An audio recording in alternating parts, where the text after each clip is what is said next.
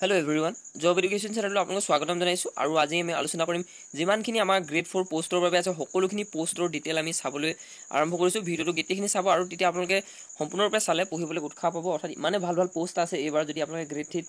লাভ কৰিব পাৰে আপোনালোকৰ কোৱালিফিকেশন যদি আপোনালোকে সকলোবিলাক ক্ৰাইটেৰিয়া কমপ্লিট হৈছে যদি গ্ৰেড 3 পোষ্টত এপ্লাই কৰিছে আৰু লগতে আপোনালোকে কোন কেইটা চাকৰি পাবলৈ সক্ষম হ'ব সকলোখিনি আমি আলোচনা কৰিম লগতে গ্ৰেড 2 খিনিও বহুত ভাল আৰু কিছুমান এনেকুৱা ধৰণৰ পোষ্ট আছে যিখিনি আপোনালোকৰ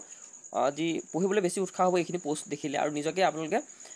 ফিল্ডছটো ল'ব পাৰিব যে এনেকুৱা ধৰণৰ পোষ্ট আছে ভাল ধৰণে পঢ়া যাওক গতিকে আমি যিমানখিনি পোষ্ট আছে সকলোখিনি চাম লগতে ইয়াতে গ্ৰেজুৱেট লেভেল আৰু এইচএছ লেভেল লগতে কম্পিউটাৰ চাৰ্টিফিকেট যিসকলৰ আছে তেওঁলোকে যিহেতু এইখিনি পোষ্টৰ কাৰণে এলিজিবল হৈছে প্ৰথমটো হৈছে জুনিয়ৰ ইনস্পেক্টৰ আৰু অডিটৰ অফ ইয়াতে মই শ্বৰ্ট ফৰ্মত কিছুমান লিখি দিছোঁ কাৰণ ইয়াতে শ্বৰ্ট ফৰ্ম এই কাৰণে কৰা হৈছে কিবৰ্ডখন ইমান এটা ভাল নহয় নিজে টাইপ কৰা হৈছে সকলোখিনি পোষ্ট লগতে কিবৰ্ডখনৰ কাৰণে এনেকৈ শ্বৰ্ট ফৰ্ম লিখি দিয়া হৈছে আৰু কিছুমান স্পেলিং ৰাখি যোৱা হৈছে গতিকে ইয়াতে আপোনালোকে জুনিয়ৰ ইনস্পেক্টৰ পদ থাকিব অডিটৰ পোষ্ট থাকিব এবাৰ যিহেতু গ্ৰেড 3 পোষ্টৰ লগতে মেট্ৰন ডিষ্ট্ৰিক্ট লেভেল এলিমেণ্টাৰী এডুকেশ্যনৰ থাকিব লগতে ইয়াতে আপোনালোকৰ সাব ইনস্পেক্টৰৰ বাবে থাকিব যিখিনি আমাৰ গ্ৰেড 3 পোষ্ট আছে আৰু জুনিয়ৰ ইনস্পেক্টৰ আৰু অডিটৰৰ কাৰণে পোষ্ট থাকিব দ্বিতীয়টো হৈছে এইখিনি আৰু 4 নম্বৰটো হৈছে ইয়াতে এইখিনি উল্লেখ কৰিছে আৰু 5 নম্বৰতে আছে ছুপাৰভিজৰ আৰু ইয়াতে মই সি দিব লাগে ICDS প্ৰজেক্টৰ যিটো ছুপাৰভিজৰ হয় আৰু লগতে ইয়াতে আপোনালোকৰ ICDS প্ৰজেক্টৰ ফালৰ পৰা ছুপাৰভিজৰ থাকিব আৰু লগতে আপোনালোকৰ যিমানখিনি পোষ্ট আছে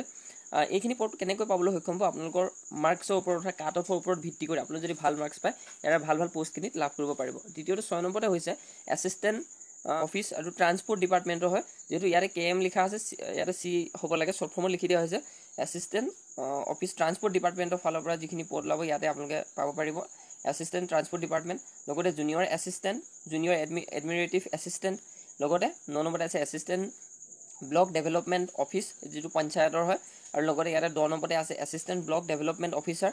আৰু লগতে 11 নম্বৰতে আছে এছিষ্টেণ্ট ব্লক ডেভেলপমেণ্ট অফিচাৰ যিটো সিনিয়ৰ গ্ৰাম সেৱক অৰ্থাৎ SR গ্ৰাম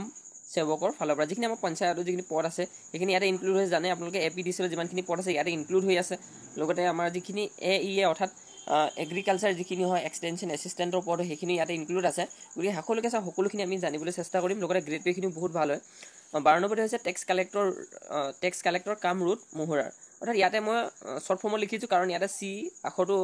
টাইপ নহয় কাৰণে আপোনালোকে এনেকৈ ধৰণে দি দিয়া হৈছে টেক্স কালেক্টৰ কাম ৰুট মোহৰাৰ লগতে ইয়াতে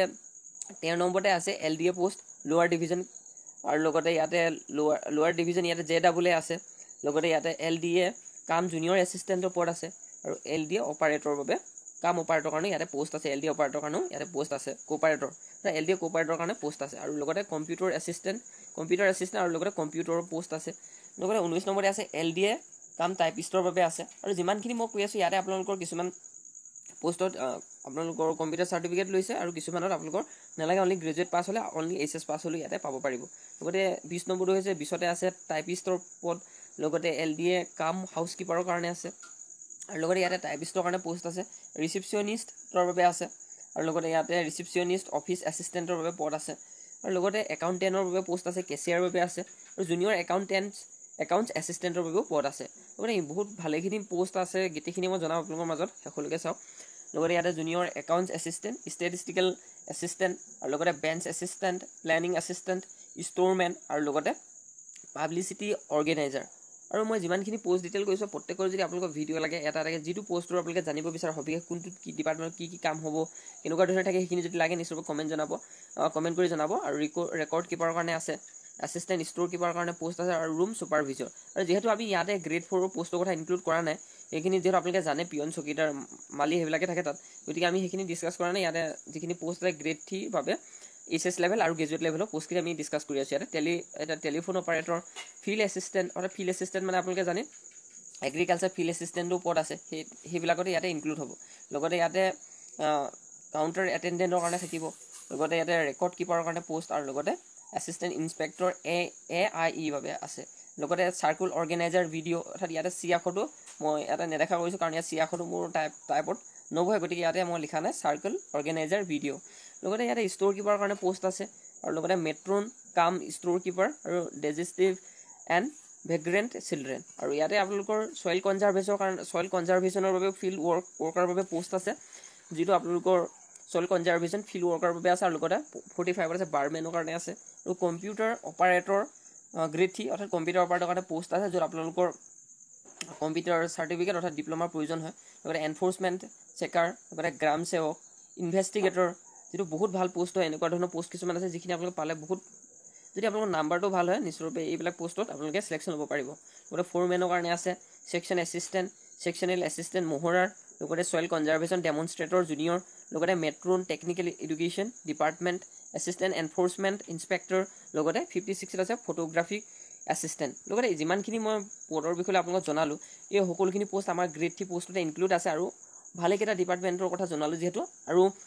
কিছুমান থাকি গৈছে যিহেতু, তথাপি যিমানখিনি পদ আছে এই সকলোখিনি লৈ আপোনালোকে এটা সপোন দেখিব পাৰিব যে আপোনালোকে এনেকুৱা পোষ্টত পাব পাৰে। গতিকে ভালধৰণে প্ৰিপেৰেশ্যন কৰক। পৰীক্ষা যেতিয়াই নহওক তেতিয়া আপোনালোকে